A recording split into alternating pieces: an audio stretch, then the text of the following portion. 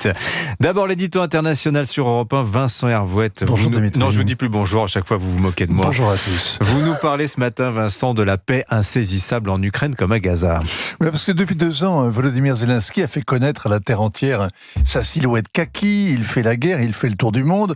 Quand il ne vient pas en personne, il intervient en vidéo. On l'a vu dans tous les parlements d'Occident, il ne rate pas une conférence internationale.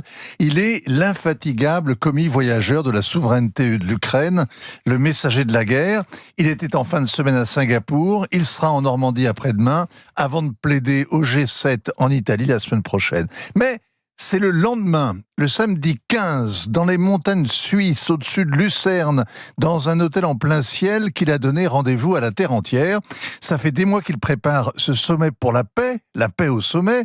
Ça devrait être le couronnement de son activisme diplomatique, réunir autour de lui, dans ce nid d'aigle, un maximum de chefs d'État, une photo comme une assurance vie, la preuve que l'Ukraine n'est pas seule face à l'offensive russe.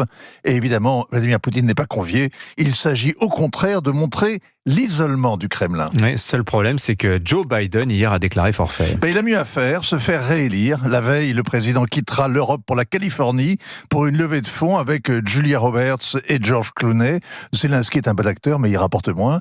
À sa place, Joe Biden envoie Kamala Harris, maigre lot de consolation, et Jack Sullivan, le très influent conseiller à la sécurité nationale. Il n'est pas dit que ces deux-là attirent grand monde. Or, seule la liste des participants importe dans cette affaire.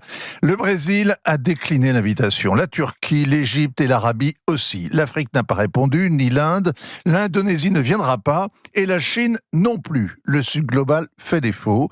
Volodymyr Zelensky s'est rendu au sommet sur la sécurité à Singapour en espérant le week-end dernier renouer le contact avec les responsables chinois et si possible enfoncer un coin entre Pékin et Moscou. Et il a été déçu. Une fois de plus, il a reproché amèrement aux Chinois de dissuader leurs voisins de participer au sommet. Et hier, ils lui ont fait la leçon. La diplomatie chinoise n'utilise pas la politique de la force, a dit Pékin. Évidemment, à Moscou, on boit du petit lait, on s'extasie. Ça y est, il a pété les plombs. Mais Vincent, de quelle paix parle-t-on quand on refuse de négocier avec l'ennemi ? Celle dont Volodymyr Zelensky avait dressé le plan à la tribune de l'ONU, une paix qui ne cède pas 1 mètre carré du territoire ukrainien, une paix qui fait payer à l'agresseur des dommages et intérêts, une paix qui ressemble à la reddition sans condition de l'ennemi. C'est la paix promise aux vainqueurs, pas celle à laquelle se résignent les combattants épuisés.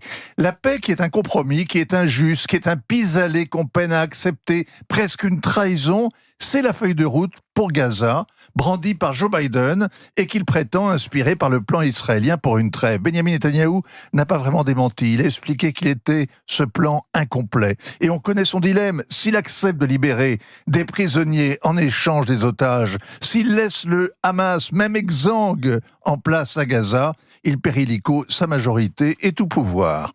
À Kiev comme à Tel Aviv, l'heure n'a pas encore sonné pour les négociations. On ne s'y résout pas, car on garde l'espoir de terrasser l'ennemi et que toutes les souffrances endurées ne l'ont pas été en vain.